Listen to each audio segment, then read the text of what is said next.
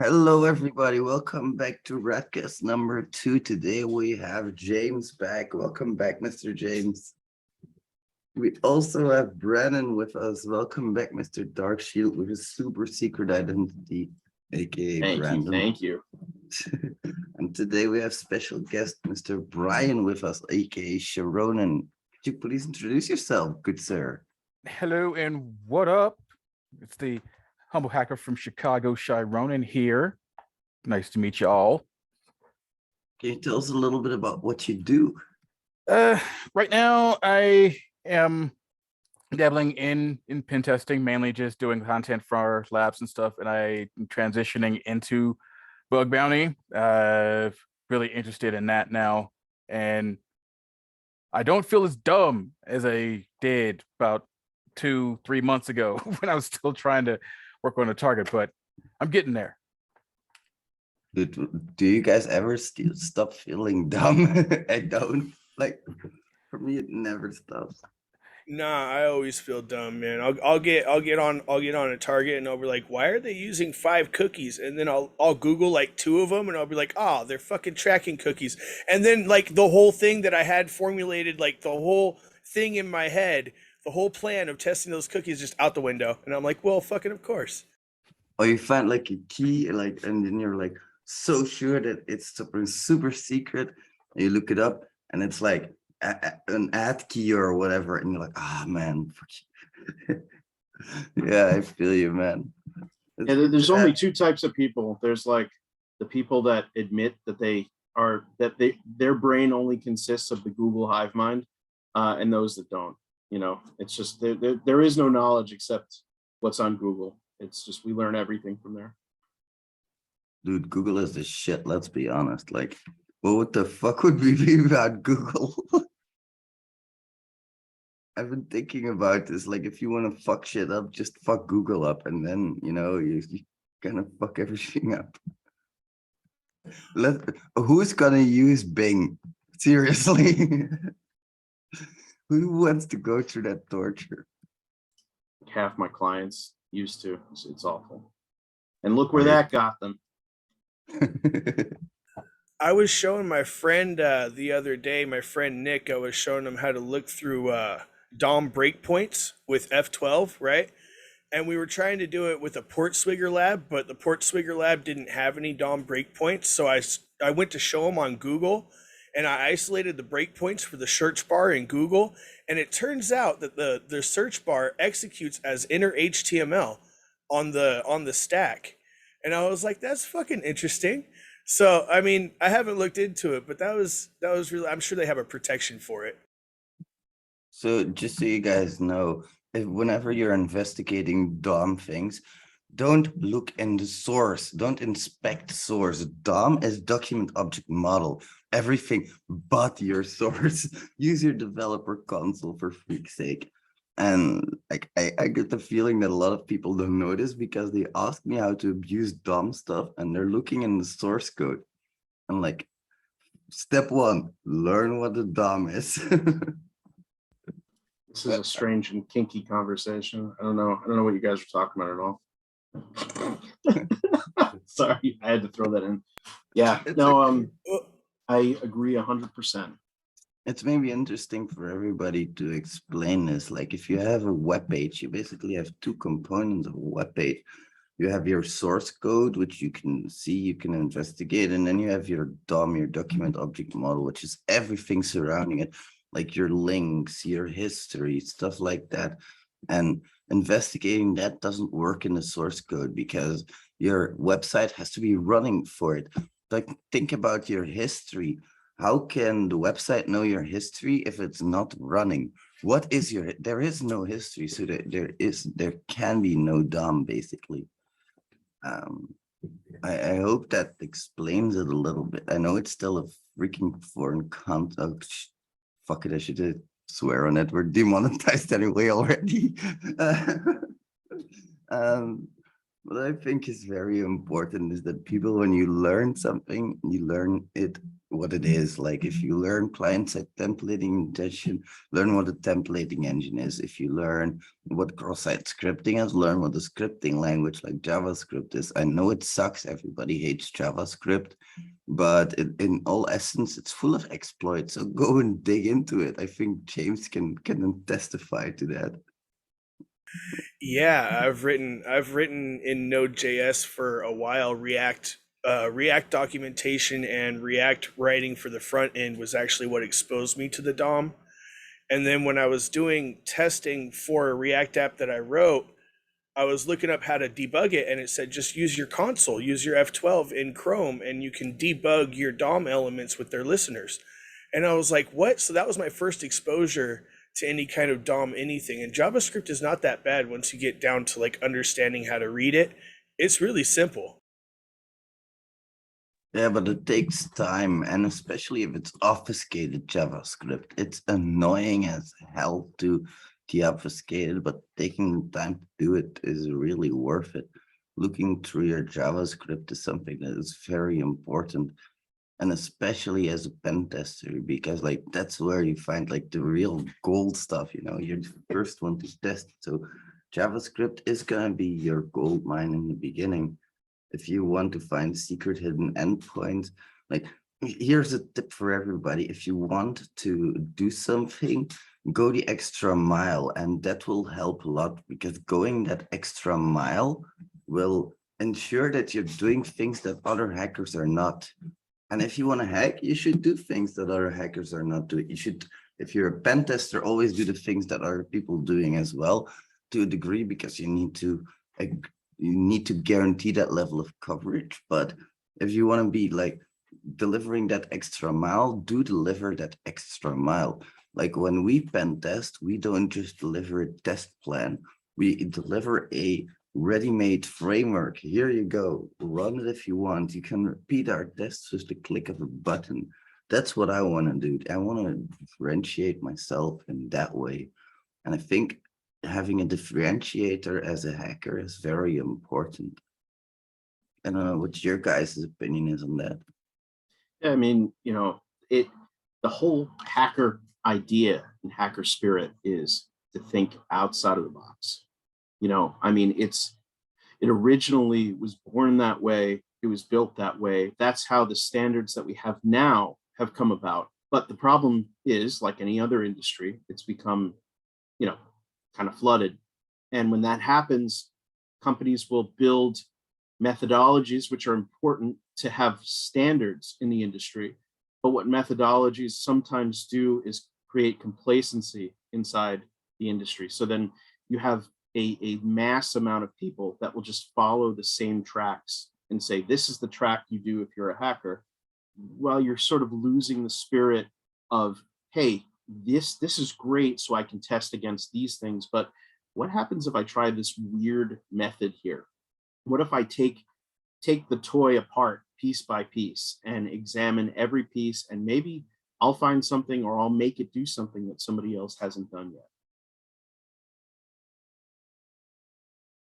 Definitely, I think that Sharonan can attest to this as well, that it's super important to do things step by step, and it might take some time. It always takes time. Like good things take time, right, Brian?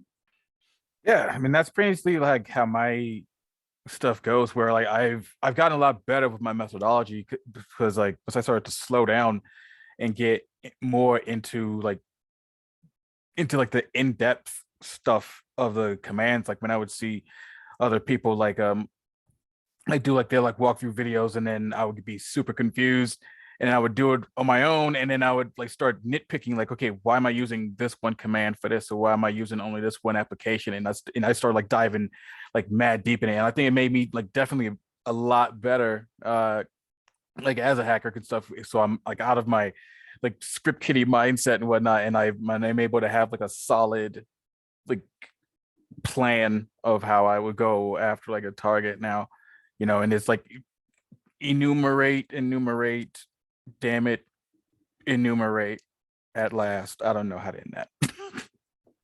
Yeah, Dude, that's so important. Like it's the whole, I mean, oversimplifying it, right? The measure twice, cut once, it's sort of, but again, on a grand scale is that, we are when you're doing tests, penetration tests, they're depending on the test, I guess it could be different, but the whole idea of threat actors is they're surgeons.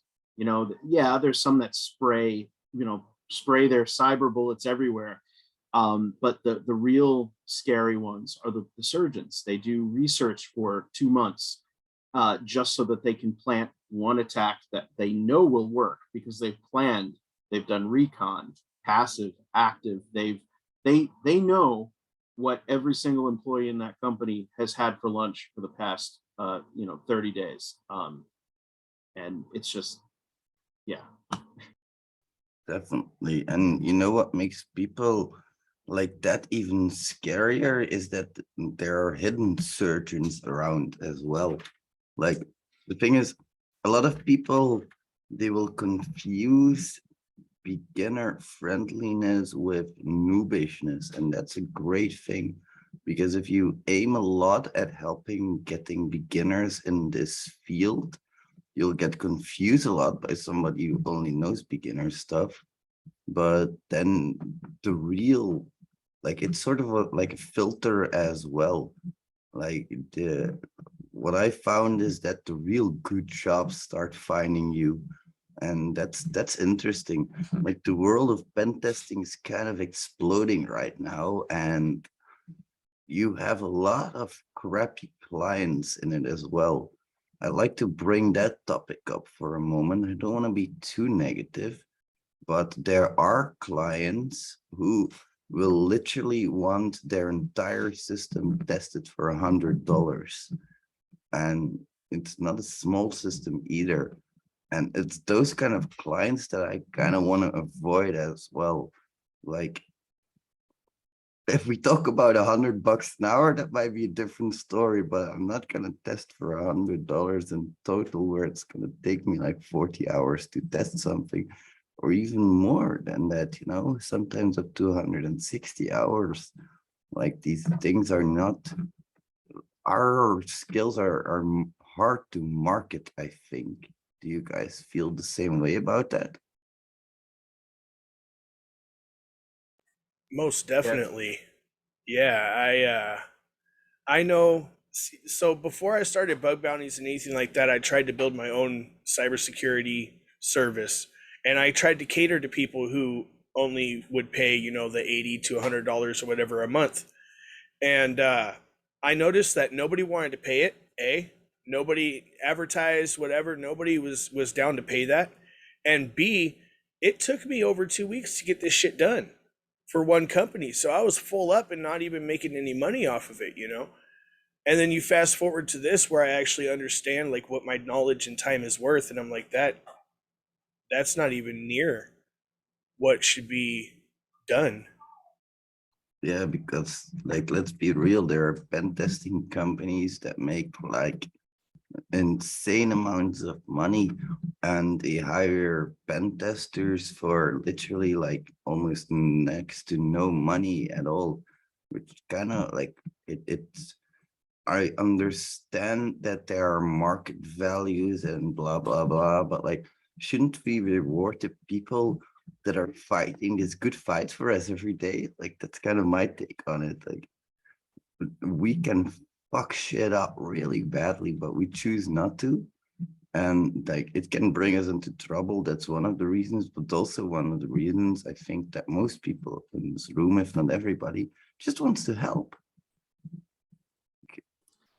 And so being in the tech industry for as long as I have, I had an IT consulting company, set up an MSP. Trying to set up an MSP from scratch is really, really hard.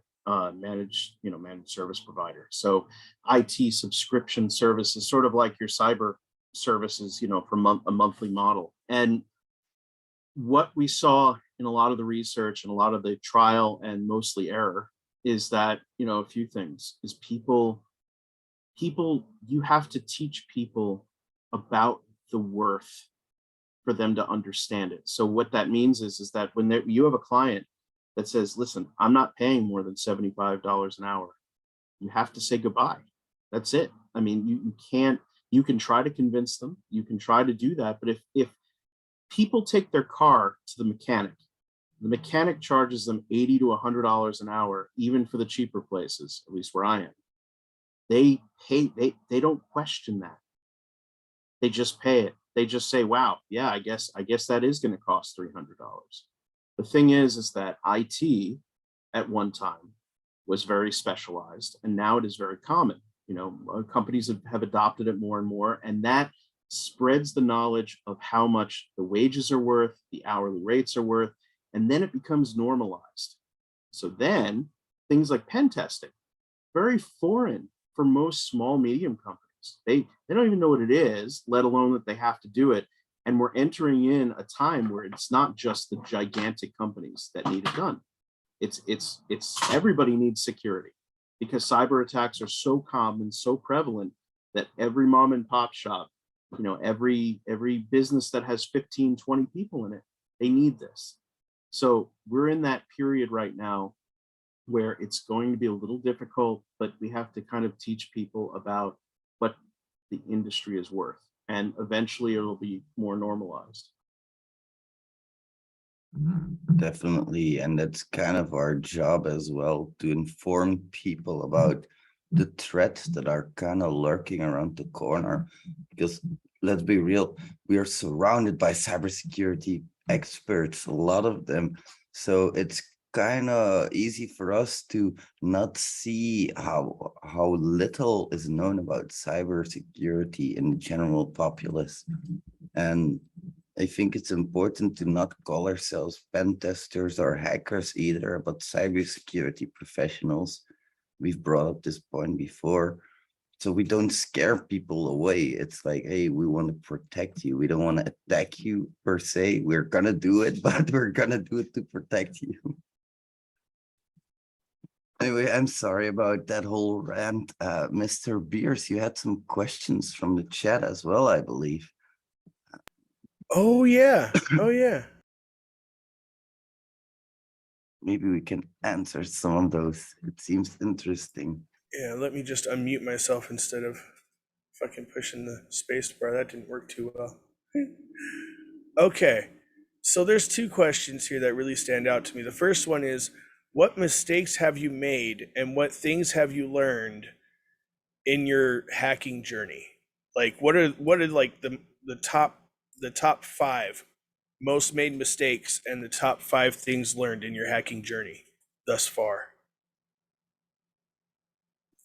That's a really interesting one. Like, mistake number 1 for me was undervaluing myself, undervaluing my skill set, and taking every offer that came at me. The very first offer that came at me, I just grabbed my hands on it and never let go.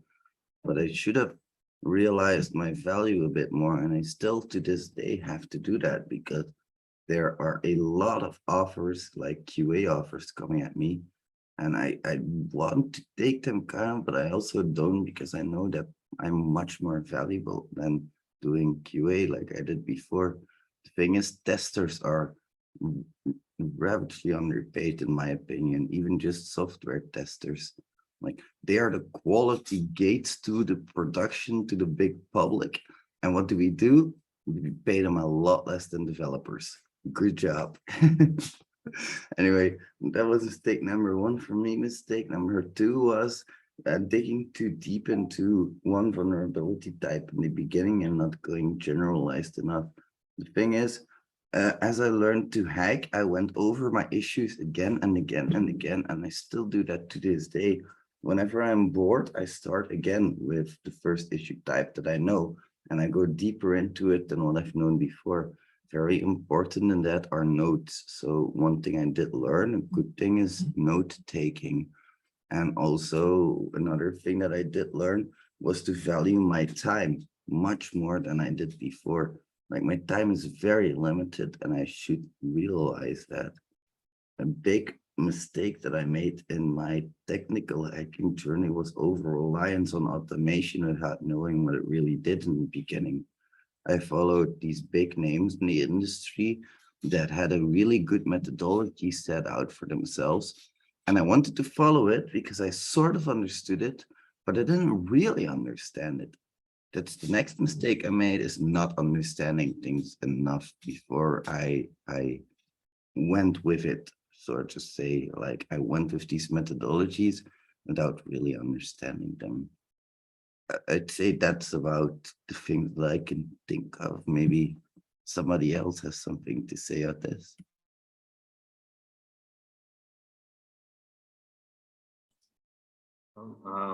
As far as mistakes go, I mean, I think trying to pretend that this process is not years long, you know, trying to pretend that, you know what, I'll learn this. If I work really hard, I'm going to catch up to everybody in 2 months. And then that brings me to mistake number 2, is feeling like I need to catch up to everyone. You know, that's a really big one. You know, you immediately feel that imposter syndrome.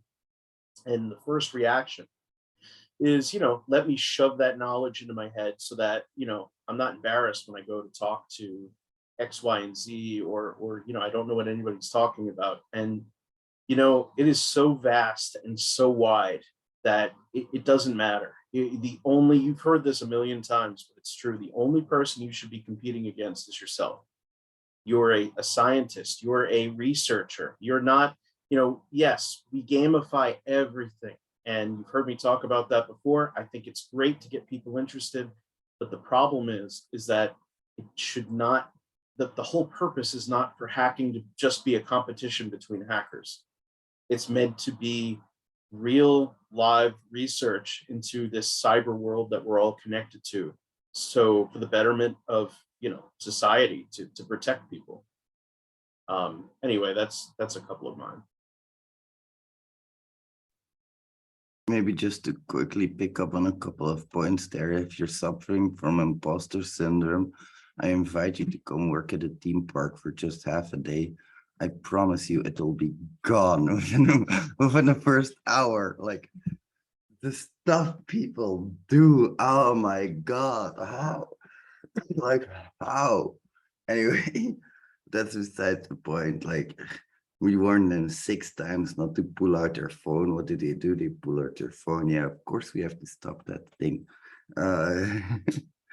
But the second point I wanted to pick up upon is that really competing with yourself is even like, it's not like, I'd even say per se competing in a sense that, and I don't think you mean it that way, by the way. It's just that I wanted to add something to it.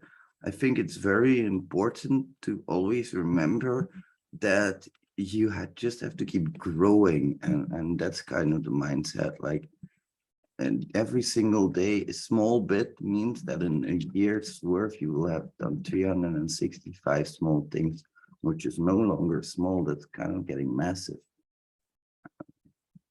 And for the technical part of hacking, like you say, it can take years before you're actually adapting it. Like, I've been in this field for 4 years now. I'm fucking noob as hell. I'm not gonna lie. I will be for a long time. There's just too much to learn. I just have the advantage that I know a lot of general IT stuff. Like, if you ask me about the log stack with Elasticsearch, Kibana, I know about it. If you ask me about API hacking, I know about it because I know Postman, I know where the API, I know the API top 10. I know how to do that stuff because I've built vulnerable APIs. So I know how to hack APIs. I've hacked a lot of them before. I have a lot of interest in all of these topics, but I also have work experience in them. Like, I did some programming. I did some actual work programming. That's very important because you start to learn how companies work. Maybe Brian has some points to add to it as well, like some mistakes you made in your hacking career. I mean, my number one was my mistake was having the script kiddie mindset starting out. Like the introductory like video in our course where I make that abundantly clear to not have that you bastard. Again, because that's how I was. Like when I originally started, I didn't know what the hell I was doing. I was trying to figure out the whole like automation stuff, and then it just got to a point where I was like, I wanted to punch one of my cheekbones. Like, what the hell am I doing, man? Just like you have to do this right. You have to do this like correct. So learn about what you're doing and why you're doing it and stuff. And that definitely helped me get out of that imposter syndrome. And like I had to learn to slow down as well, because my biggest mistake was I would keep trying to rush the shiitake mushroom when I'm not supposed to do that. I'm supposed to just pace myself and kind of like create like that intuition and not like rush anything. Those are like the main, like those like the main two things that have changed a lot for how my whole like mindset has been. I have some questions for you guys as well. What drove you guys into becoming a hacker? Might be a bit of a strange question. Anybody like to answer it? Oh, I could answer. I could also say that my number one mistake, like Brian was saying, was not understanding my tools. I did a year of self-learning and hacking and like watching everybody and looking at their methodologies and their tools and everything. And that year could have been very much well spent doing other things. And then I started my cybersecurity education and I started learning the fundamentals. And once I learned the fundamentals, I understood what those tools were doing. And then I could use them properly. Then you can visualize the data properly. And once you can visualize the data, you know what that tool is doing. And you can do something with that data you get back. You know how to filter it. You know what to do with it. The one thing that drove me to hacking is the movie Hackers. I saw that movie when I was like 7. And I think I watched it like 400 times after that. And it just always stuck in my head that it doesn't matter who you are, what world you live in. If you understand this thing, you can be anything you want. You can literally help anybody you want to help because you understand this thing.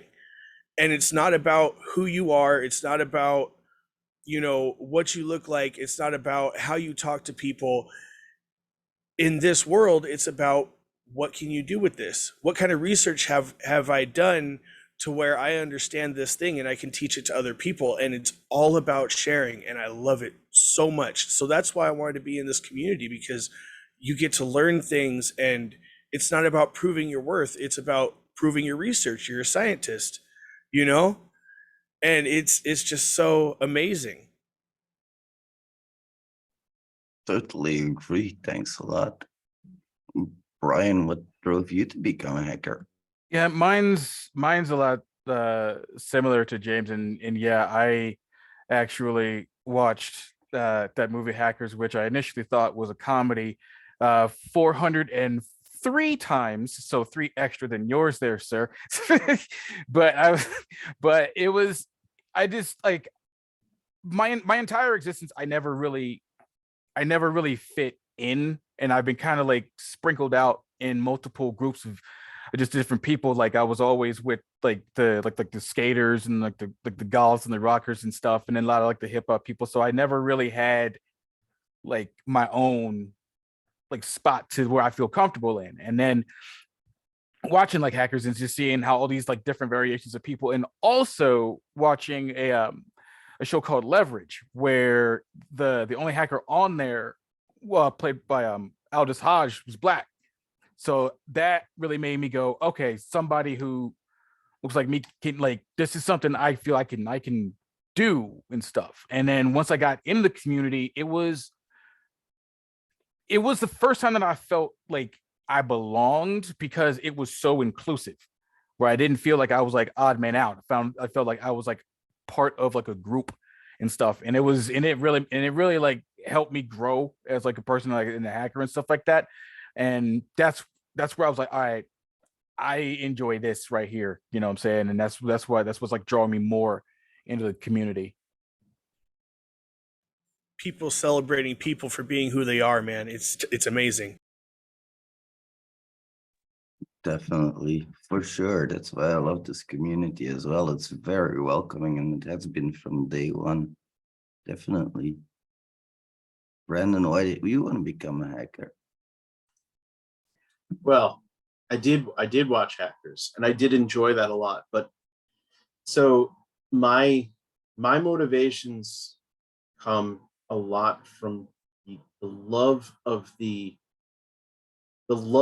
safe deception and problem solving and puzzle solving. And what I mean by that is, you know, one thing I had studied when I was younger was card cheating, right?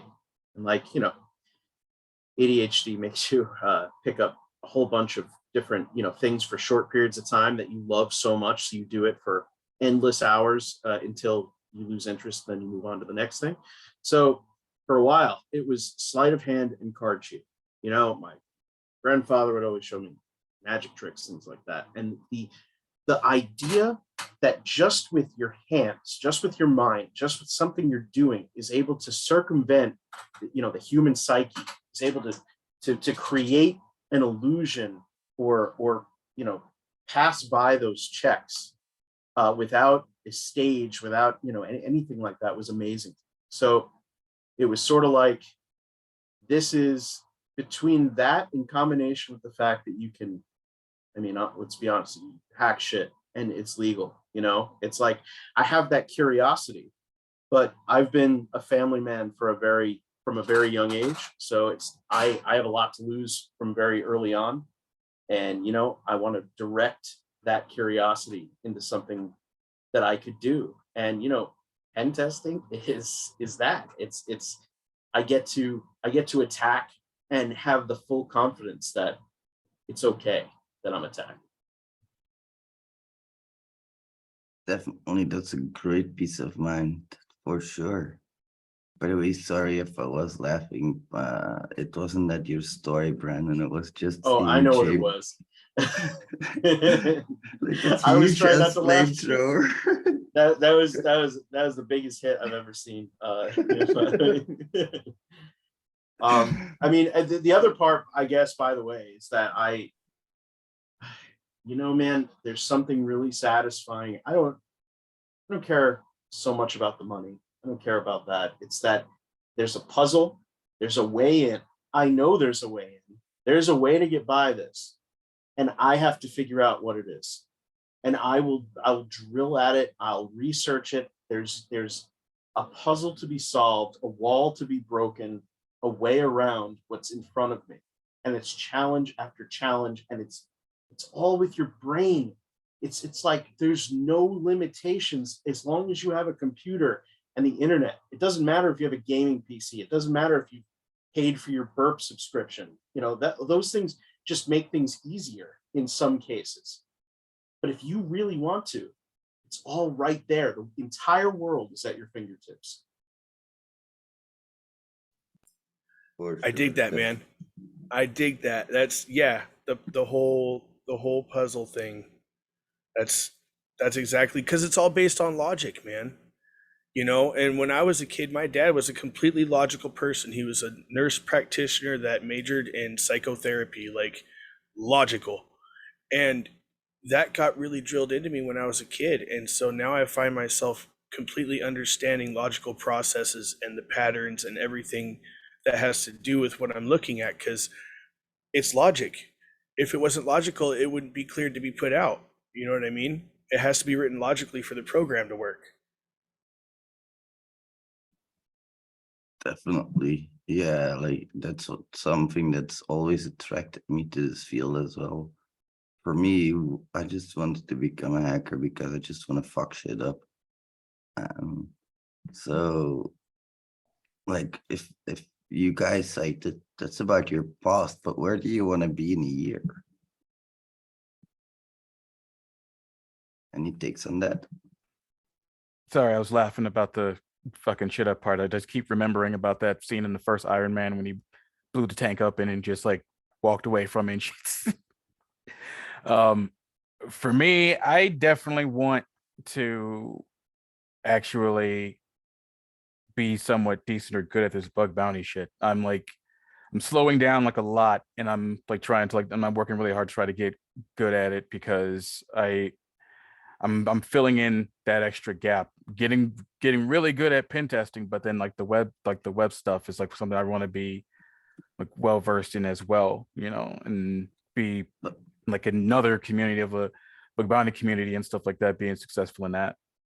Like, what do you define as being good? That's always been my bad stuff. Like, It's to me, finding that spidey sense when I'm walking a target, you know what I mean? Where it's like I'm trying to find out what is everyone else seeing that I'm not. So that's why I've been like drawing my mind back a little bit so I can try to like find my own pace, but be a little bit more knowledgeable in what I'm doing, like there's a reason why I asked this, the definition of being good is. There's two reasons basically. Like the first one being that bug bounties is a very strange thing. Being good at bug bounties, the definition of it is undefinable. It's literally undefinable, because you will never be good at bug bounties. Nobody is good at bug bounties. Like there's only very few people that are very good at it. And the thing with bug bounties is that if you define the goal of it, it's totally different than hacking. Like you have hacking, then you have pen testing, then you have bug bounties, and then you have all that other shit that I don't care about, like the blue teamers. Boo. No, I'm just kidding. Wow. I just pissed off half our audience. Oh no. Yeah, you're just pissed off at the blue teamers because they know them more than all of us combined, because they have to know the attack and the defense. Yeah, suddenly everybody's trying to hack my pulsar and shit like that. Ask me No questions. joke. Ask me deep questions about chain of custody and forensics. Yeah, watch me put the mute button on for the rest of the time. Oh God, guys. I'm actually practicing right now in my web browser. Not right now, but I was before this stream. I was practicing doing the test prep for this Sec Plus certification pre-test thing I have to pass for school. Sec Plus was a good one, man. Yeah, it was I have calculus challenge. next session. Not too happy about it. You lost me. I can't even spell calculus, let alone do it. So. The thing is, like, a lot of people say you don't need calculus anymore in later life, but even if you just go into AI research, that's matrix multiplication all over again, my friends. And like, just to like quickly finish off on my my bug bounty stuff, like you will never have that spidey sense. Believe me, every single target will feel foreign. The way it is that you find a new target, you spend a week on it, not even hacking, and then it gets a little bit familiar, and then you start deep diving into it. You start exploring parameters, you start looking at them. Oh, this parameter's a URL. I could maybe abuse this URL, but to do that, you might have to have seen that URL 60 times over. Like the URL might be hidden in an import file or something like that. And that's the secret to bug bounties, is that there is no secret except for hard work and sticking to a target for months at a time. Sometimes it's horrible because you have to learn every single target's business rules. And it's horrible in the sense that it takes a long ass time, but it's very worth it because nobody ever takes that time to explore your target very, very deeply. That's what, like, if you want to be a good hacker, differentiate yourself from other hackers. Everybody knows how to hack the basic stuff. Like everybody can. I've had this conversation before with a client of mine. I can teach my grandmother how to hack by just putting up a Google Dork and finding her a vulnerable website. I can say, copy this Google Dork, paste it in Google, and click the first link you see, bam, cross-site scripting pop-up. That's not how hacking works. That's why I say there's 3 stages to that stuff. I'm sorry, I went off on a rant again. Stop me if I go on a rant. It's important because I can keep talking for hours. I think Oh, you're all good. that's really important though, because bug bounties. I mean, if you change the way you think about it, again, I'm not anti-gamifying things, but you'll hear me say this a lot because I think that so many people jump into these things straight into the gamified version and don't take a step back to think about what they actually are. And in bug bounty case, you're essentially a QA person, and you're testing the website to make sure that somebody didn't leave a hole or it does something it's not supposed to. And the only way that usually happens, like Wesley said, is familiarity. I mean, think about it. When a new video game comes out, I mean, it's like the people that play it all the time are the ones, oh man, everybody's exploiting this corner of the map that you can actually just accidentally sift through if you drop a grenade here and do this and do that, whatever it is.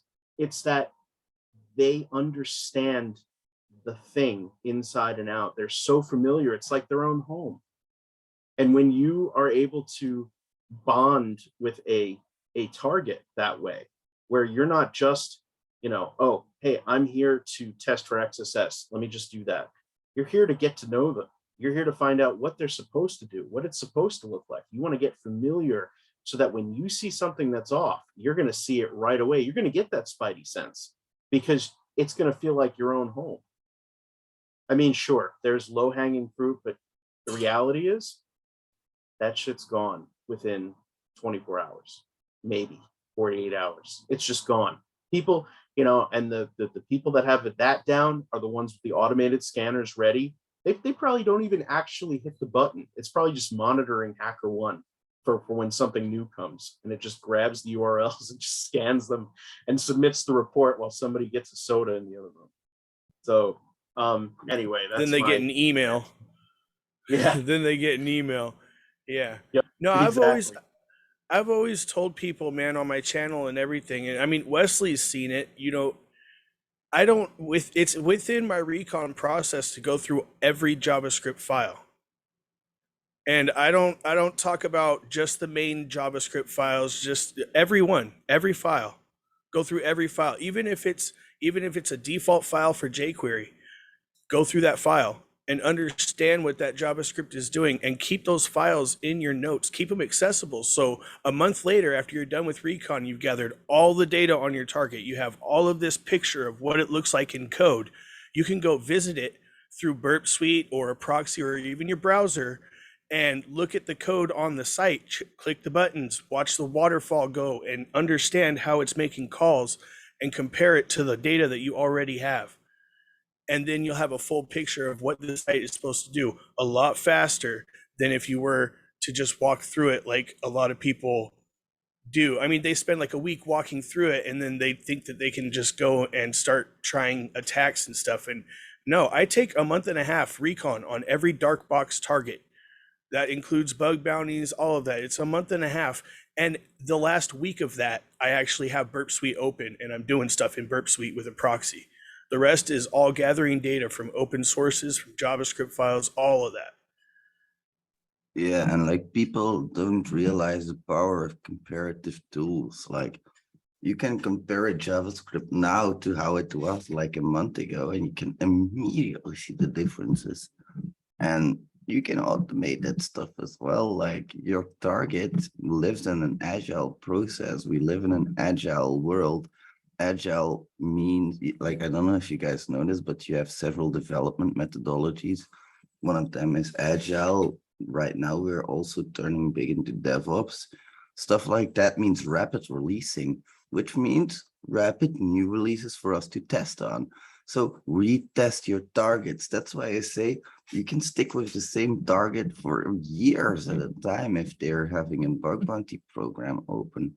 There's nothing stopping you from doing that and rechecking them every 2 months or like even half a year if you want.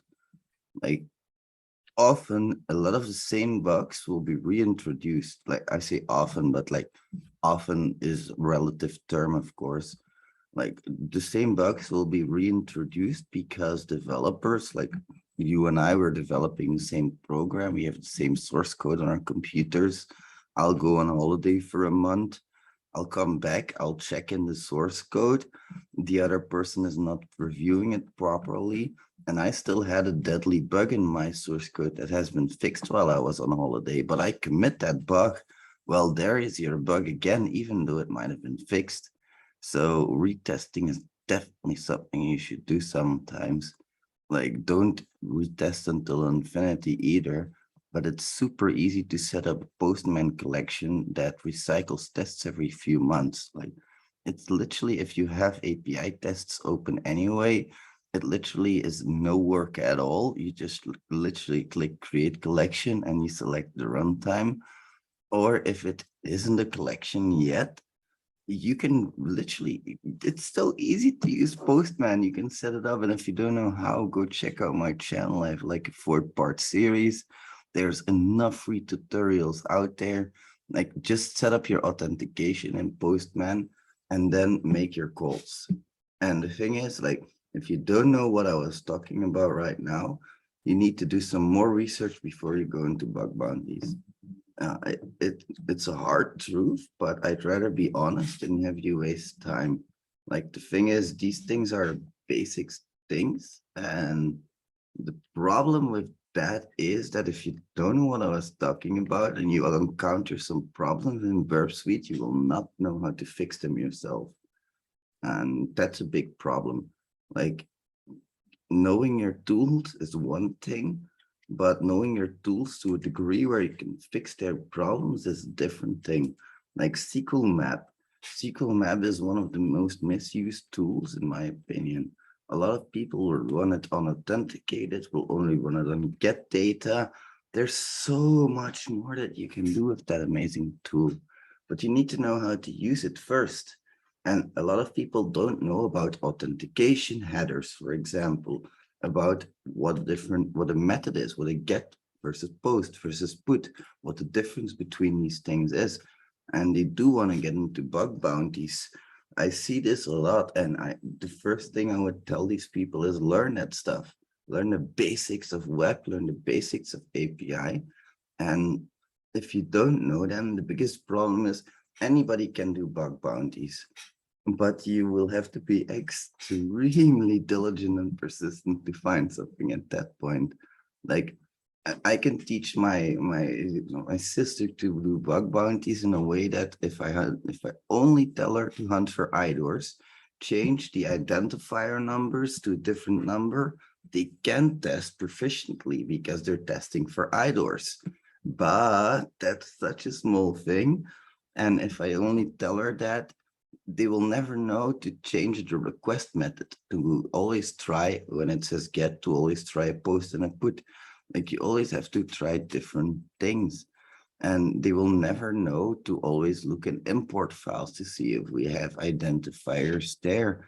They will never know to look in different places. You never know what happens when you have a UUID, what to do then, because you can't just swap out UUIDs. All of these things are important to know. Oh, I love that book, Practical Web Pen Testing. That is a great book. I like. If you guys ever are looking for book recommendations, it's a excellent Hold on, book. guys. And you're muted again. Like, there's also this book, Practical Web Application Hackers Handbook, I think. That's also a pretty good one. My background was getting in the way. Yeah, my books. That's a good one. And then I got the Blue Team Handbook. I mean, everything you're saying is like in these books that I have sitting next to me. I have secure coding in C and C++. Like, Oh, I'm here not we go. saying I'm not saying you should know secure coding in C++. That's a bit extreme, but like, that's This really book right good. here will tell you everything you need to know about JavaScript. If you get this book right here, it will break it all down to you, and you'll be able to identify objects and how to abuse them and how they work and how they're supposed to work. It's amazing. I see an O'Reilly book and I just want to buy it. Like, I don't even care what it has. I see that. I see the animal and I see the O'Reilly and I'm like, man, I'll bet you whatever it is really cool, you know? Yeah, exactly. They're addictive buying for those. I mean, one quick thing I want to add to that is the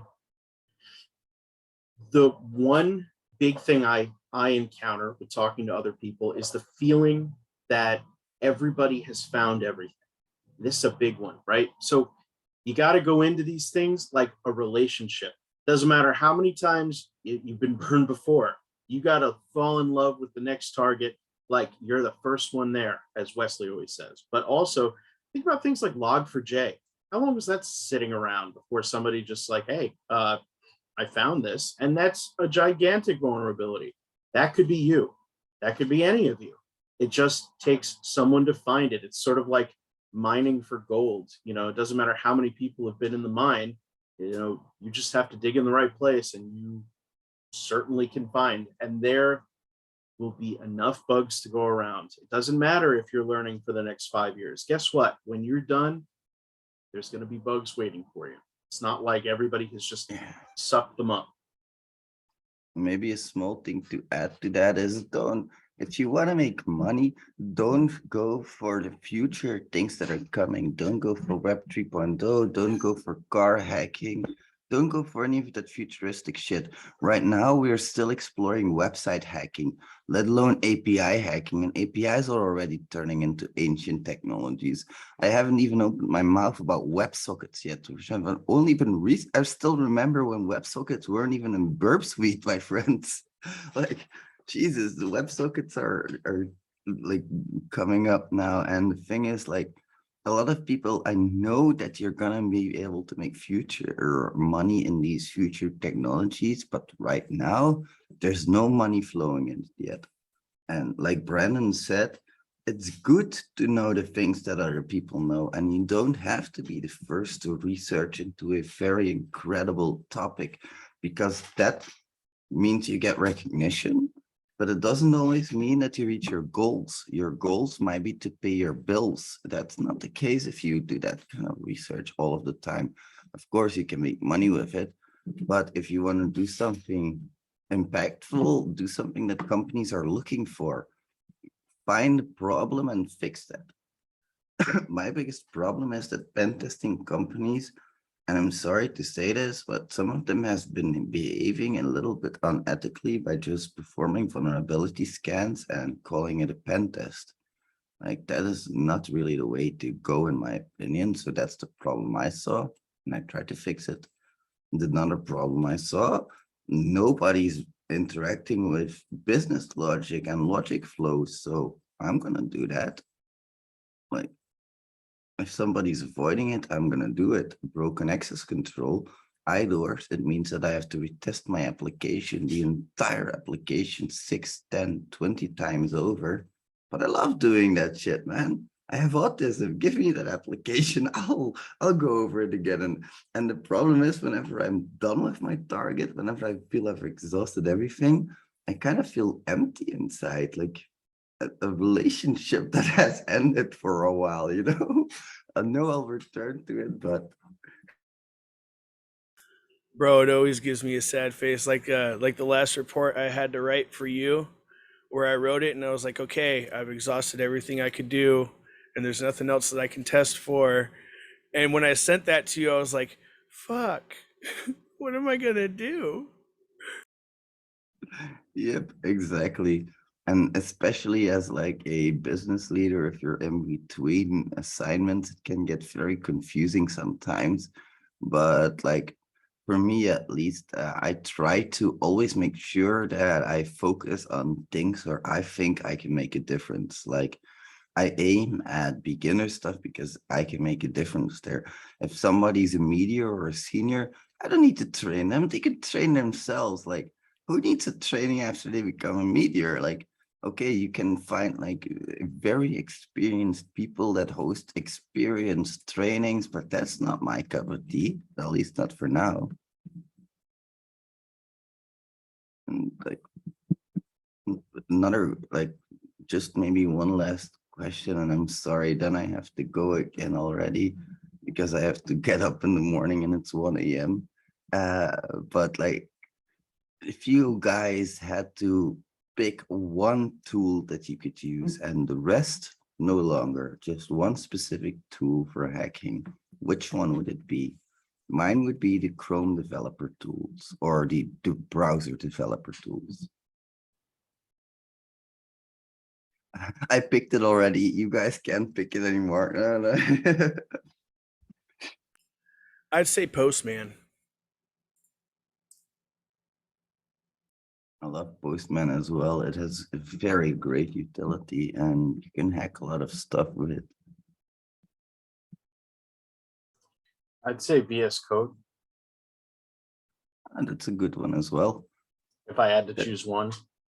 Yeah, you know Extremely what? versatile. You know what I'd really like to use, Wes, is the greatest tool ever is Metasploit. I think it is just so fantastic. I know that you love it so much. Where's that ban And- button? Where's the I'm gonna have I do believe that it is a great tool, but you know, that's fine. You can hate it all you want. It's inevitable, just like me. I do believe it's a great tool as well.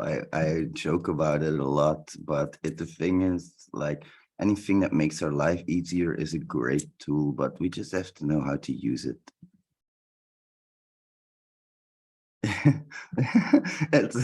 It's like having a micro dick, you know. It doesn't matter how the size about it, you just have to know how to use it. Demonetized. That's it. Dude, Demonetized. do you You're think- done. Do you think there's big ass dabs that James Duke didn't demonetize it already? Nope. That's Like mine? wholesome. That's wholesome. That's good TV right there. Game over, man. Game over.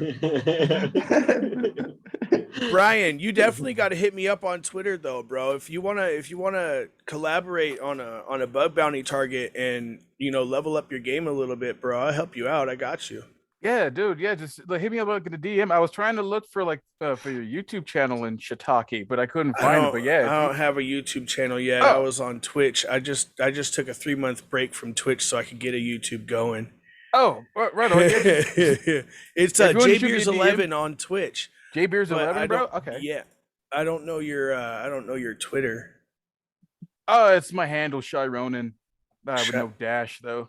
Okay, hold on. I'll send it over to you, James. I'll link his profile to you. If I can, of course. Hey, don't worry, guys. I'll sit this one out to add to your bug bounty adventure. Thanks for asking. That's Bro, fine. you should come hang out too. It's fine. It's too late. No, it's fine. It's My never heart's broken. it's never too late. That's not what this stream is about, sir. It's never too late, okay? All right. Drink some Kool-Aid. Next chill you're gonna out. tell me that my invitation is on its way. Oh man, the post already been office sent. just lost it for the third time in a row. It's in the mail. Yeah, it's in the mail. I'm Bruh. just playing with you. I swear we've sent it like 6 times already. I don't know what the fuck's There's happening. no excuse At for the you, at the busted up Office Depot.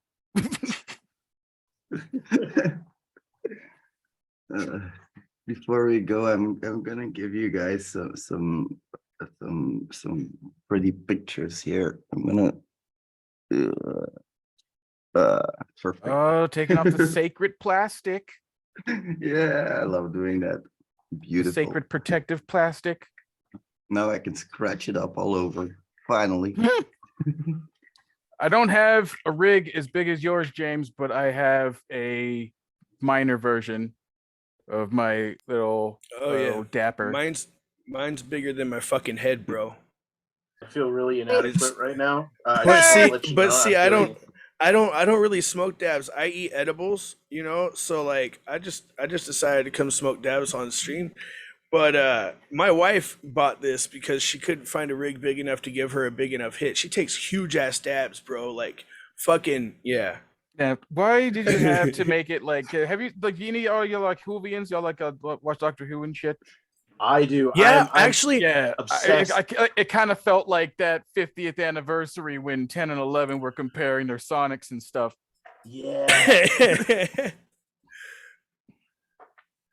been a couple of years. I haven't watched any of the newest stuff, but I am all of the old ones, and up until like again 3 years ago, 3 years ago, I think I'm current. I tried to get my wife Awesome to watch show. Doctor Who. She wouldn't do it. She My was wife like, and I don't daughter are like big this. I was into like, it. whatever. Our anniversary is on 420 though, so we never forget which day it is. Right? Nice. Right? And you know what? You always know what kind of gift to give. Real easy. Exactly. Oh, yes. I got you grime of the finest stuff, baby. Oh, come here. Time for some loving. You did it on purpose. Don't you lie. You did it on purpose. You're like, you know what? We're gonna make this real easy, man. Like this is gonna be the simplest ever. All right, my friends. Thanks a lot for joining me. We're here every freaking Monday. So if you have any questions, feel free to send them over to any of us. As Sharon, and you're welcome as a guest to stay as well. We're here every Monday at this hour. So Okay. Hell yeah, come kick it. Yeah. I'll kick it. I'll kick it. I'm down with that. I'm telling you, man, soon our podcast is gonna be like 50 people big. We're gonna end up just start hacking all the time. We were like, what questions? What questions? Let's get some shit done. That's a good idea. We should hack something live on stream, you know. Hey, dude, we could do Google. We could do, hold on, just off the top of my head, we could do Dude. Starlink. We could Do Bentley. Rolls No Royce, joke. Bentley. Bentley is a fucking gold NASA. mine. Somebody Let's do it next Monday, bro. Hey. I'll start recon today. I'll run a recon on it today, and I'll see what weird shit I find, and we'll start fucking poking at it on next Monday. Oh, That right on. sounds good. Yeah, because I've been looking for like something for like my Sunday live stream, because that's like my beginner bug bounty stream days and shit. And I'm like really trying to narrow something down. But yeah, like fuck, I'm down to recon on that one too. Yeah. Hell yeah. Awesome. All right. I'll send out a link to the recording to everybody, and I'll send out a link to next week as well. Thanks a lot for joining, everybody, and thanks so much for watching. We'll see you in the next one. Bye, amazing hackers. Peace. See ya.